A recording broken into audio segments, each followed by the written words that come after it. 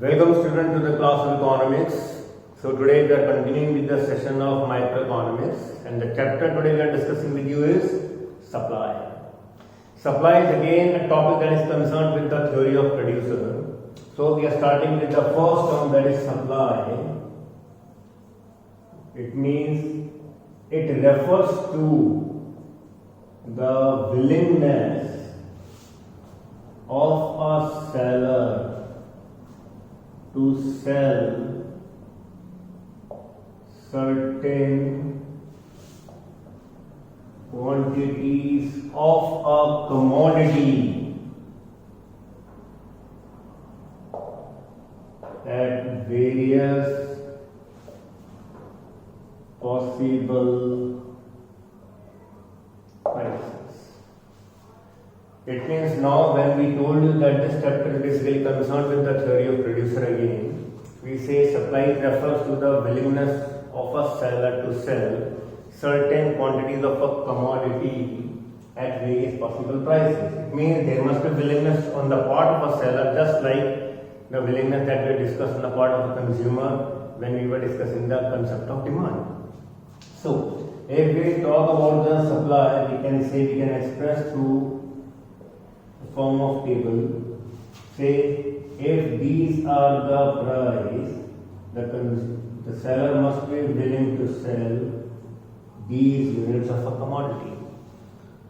Now, there is a direct and positive relationship between price and the supply or the quantity supply.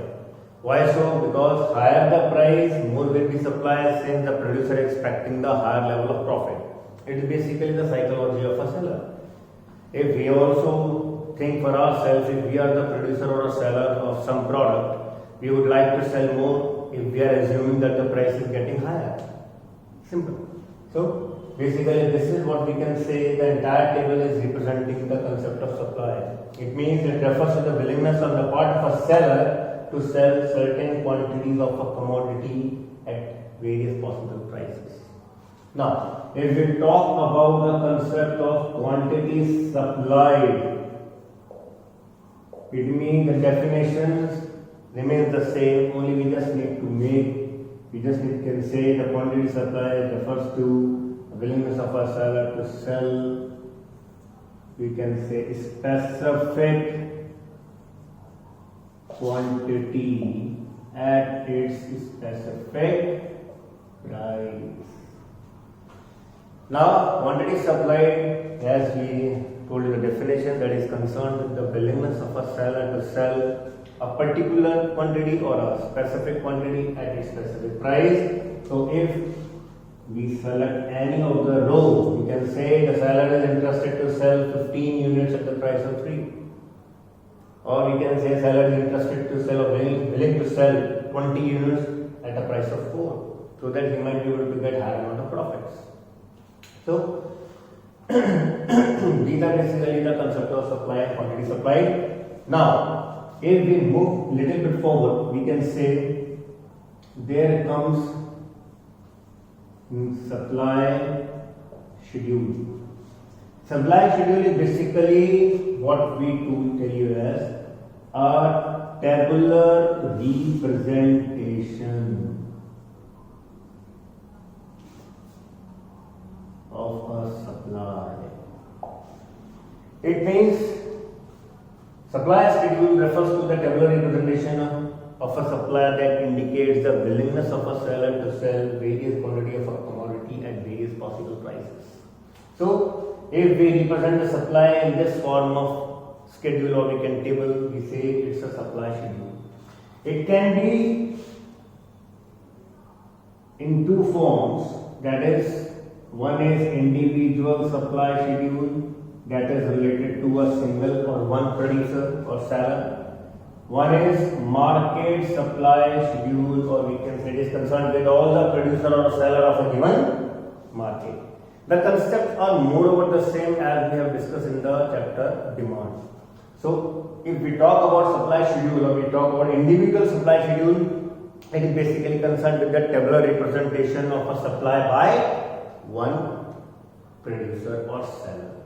If we concerned with market supply schedule, we can say it refers to the tabular representation of a supply of all the producer in a given market, or we can say it represents the willingness of all the producer to sell various quantities of a commodity at various possible prices. It means this can be an example of, say, individual supply schedule. If we can prepare the market supply schedule, what we need to do? We just need to form, say, we just need to take the supply of all the concerned producer or seller. For instance, at a price of say 1, 2, 3 and 4, if A, B, C, D are 4 different sellers or producers, they are selling their commodity respectively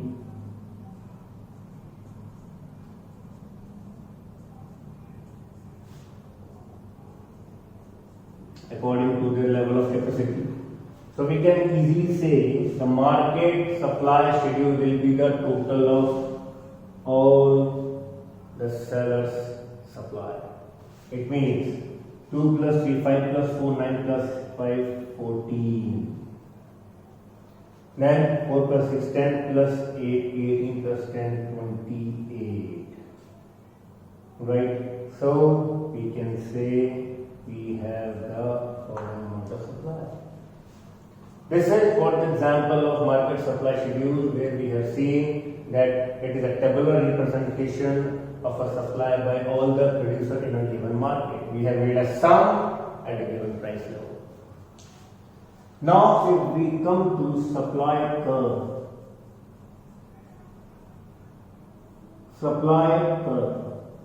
it is basically diagrammatic representation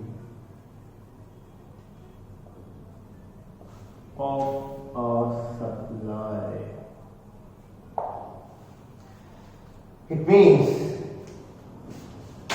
the supply schedule was tabular representation, so supply curve will be diagrammatic representation, and as we told you, there is a positive relationship between price and quantity supplied.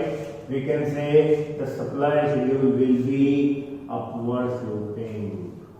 This can be the supply curve. It means we can easily frame the supply. It means if x-axis represent the price, y-axis represent the price, x-axis represent the output to be sold. We can say if this is 5, 10, this can be 100 and 200. It means their curve will be upward sloping, or it is known as positive curve, that represent the direct and positive relationship between the price and supply. So it means supply curve is basically the diagrammatic representation of a supply that indicates the willingness of a seller to sell various quantities at various possible prices. Simple. Now, again we say there are two forms of supply curve, again in the form of individual and market. So if we are concerned with the forms of supply curve, the curve will remain same. It means if the market supply is 14, 28, 42, 56, if we represent it in the diagram, it will give the same curve as this. So, in short, we can say the supply curve is of two types. One is individual, one is market. Fine.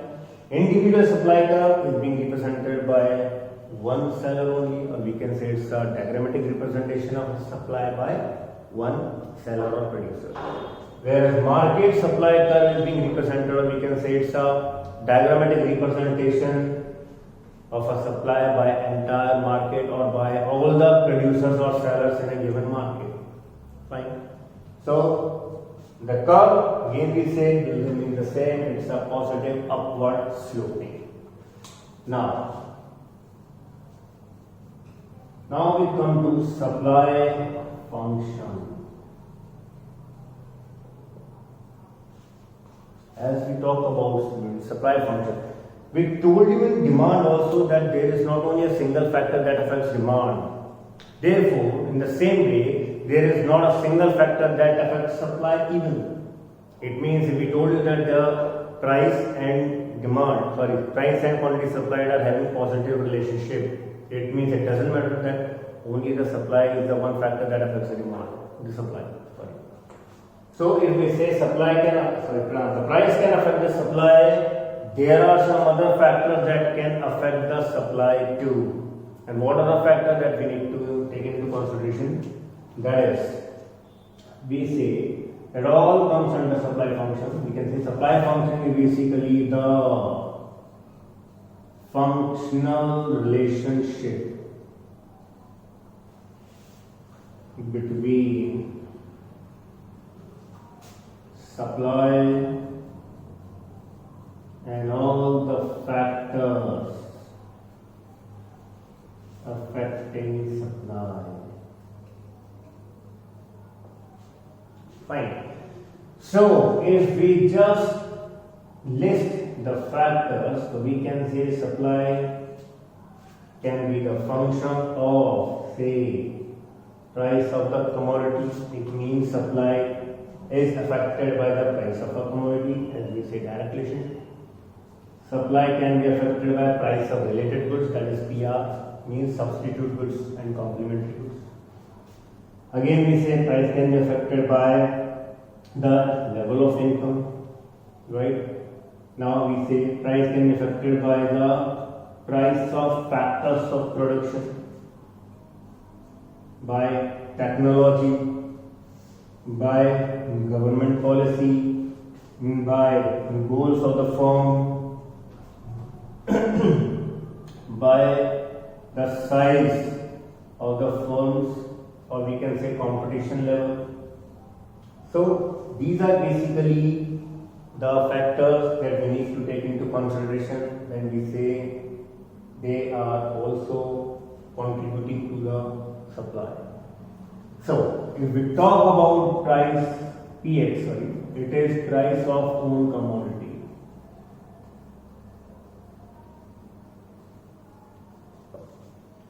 Then PR refers to price of related goods, let it be substitute or complementary good. Then we say Y, income level. Then we can say price of factors of production. That means price of wages and material. If we move on to further,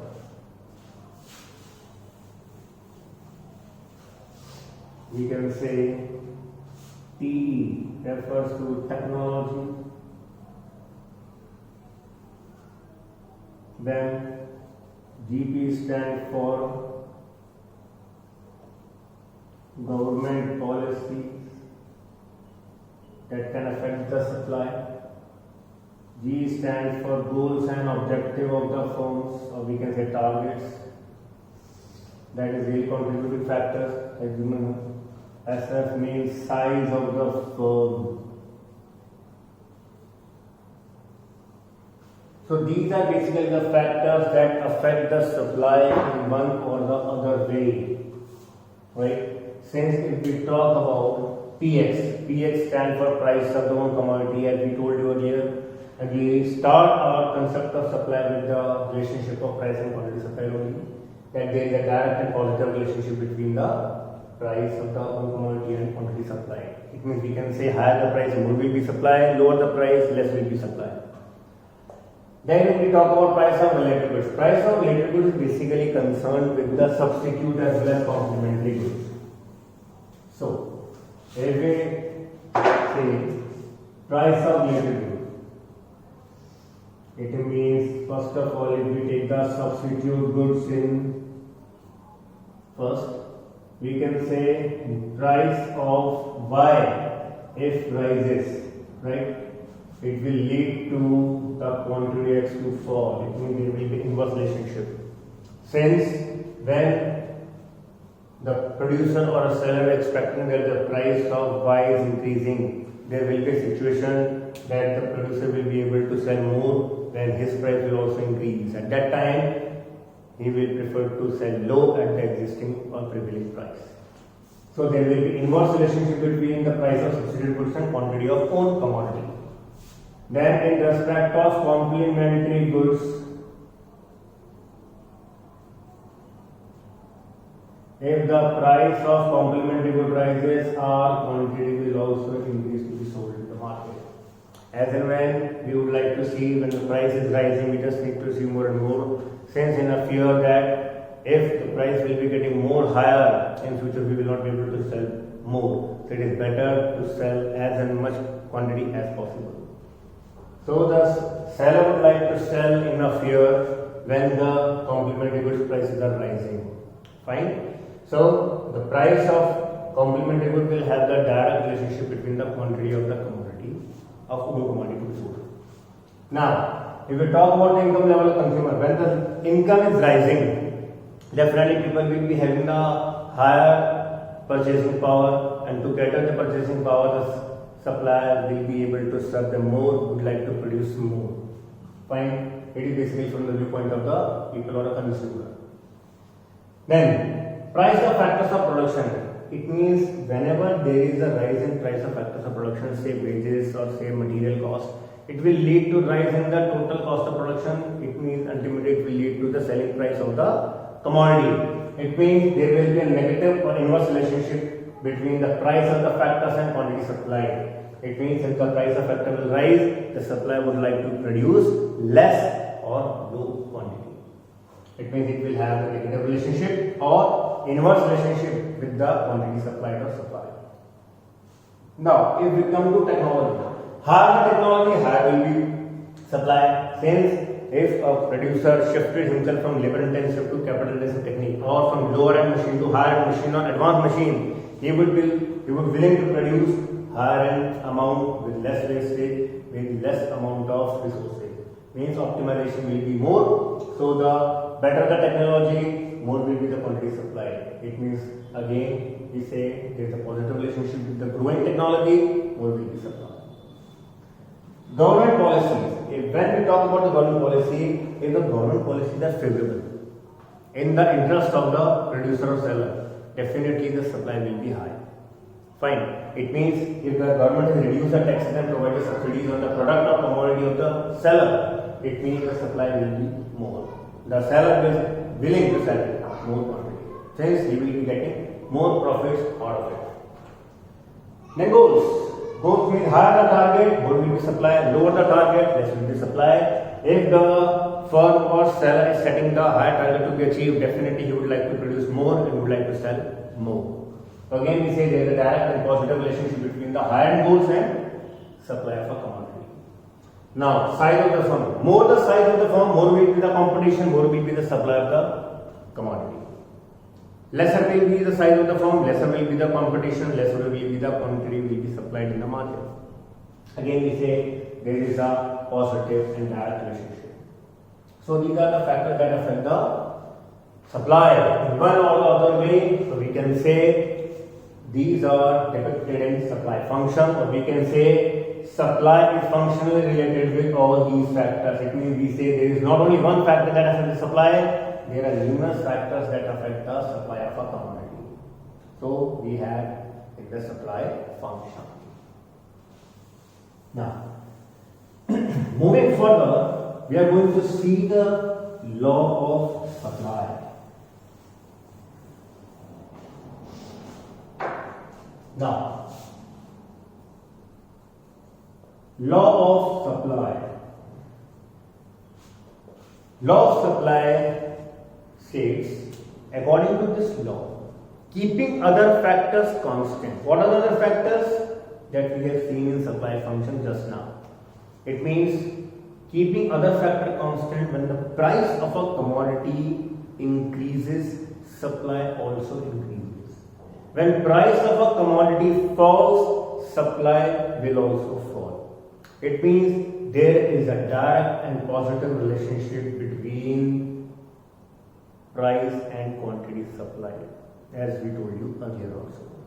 So if we talk about law of supply, we say other things being equal or other things remain changed, or there must not be any change in the factors other than price. If the price of a commodity rises, quantity supplied will also increases. And if the price of a commodity falls, its supply will also fall. Fine. This is what the law of supply states, to be very clear. It means if we talk about the assumption will be that there should be no change in factors other than price. It means you can write in the assumptions or the other factors, means there should be no change in the price of related goods, there should be no change in the income of the consumer, there should be no change in the technology, goals, government policies, size of the consumer, price of factors of production, and so on. Fine. So this is what we can say the law of supply is all about.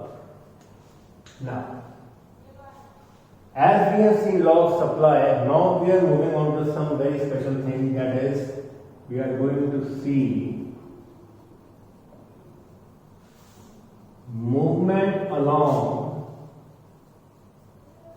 supply curve, that we need to understand in a very good way. And then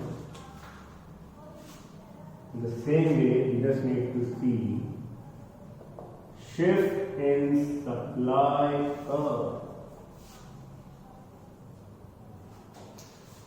We are going to take both of them at the same level. Movement along supply curve. First of all, we just need to make the diagram. This is the diagram. The same diagram that we had produced in law of supply. Price, quantity, supply curve. Say 5, 10, 100, 200. Now, if we talk about the diagram of shift in supply curve, we can say there will be no change in the price of the commodity. It means price will remain constant, quantity can vary to any extent. It will be Y, it will be X, Y. Now, supply curve can be moving to either shift rightward or shift leftward. S1, S2, leading to the quantity Q1 and Q2. Okay. So, first of all, let's go for movement along supply curve. Movement on supply curve is basically, this is due to change in price. It means other factors remains constant. It means there should not be any change, must not be any change in the factors other than price. Also called as expansion, or we can say contraction of quantity supply, or we can say it is also called as change in quantity supplied. Many times student question comes in exam stated that define or what do you mean by change in quantity supplied, what do you mean by extension of quantity supplied or contraction of quantity supplied. So here it is, if we are moving downward along with supply curve, this is here we can say contraction of quantity supply line, means the supply is getting squeezed. Okay, now if we moving upward along with supply curve, we can say this is what we can say it as extension of quantity supply. Fine. It is also known as change in quantity supplied, and moreover we can say law of supply is also applying on it. Law of supply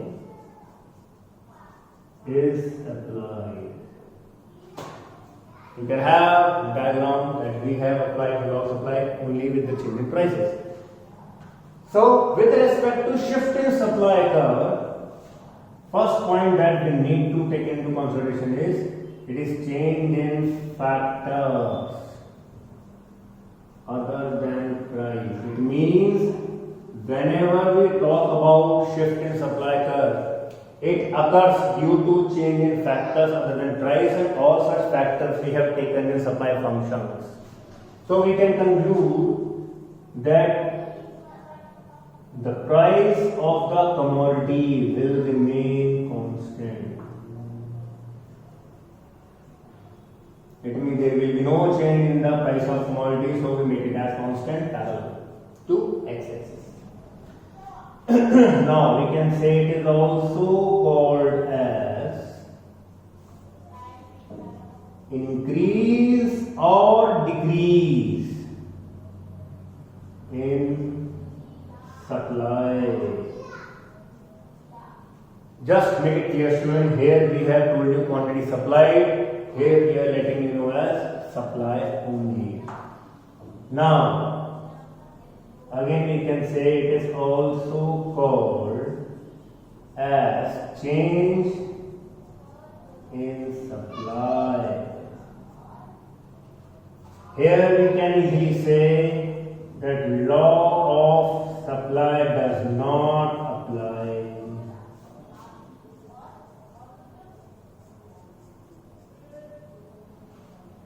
So basically this is a very important segment of supply chapter, movement along supply curve. Here we are moving along with the supply curve, either upward or downward. Right? It means supply can move upward and downward. The words are very important. Upward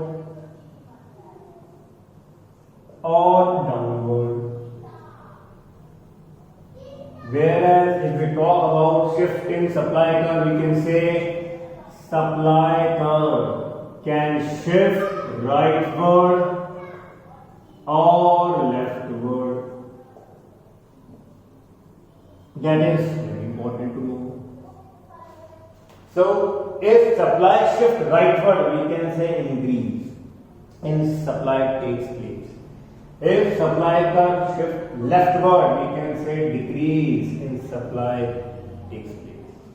So this is what we can say the supply chapter is all over that we have taken with you students. Right? So the second part of supply is coming, and that will be concerned with the elasticity of supply. Till then, thank you so much students for attending our e-lecture. Till then, stay safe, stay healthy, stay alive. Thank you so much.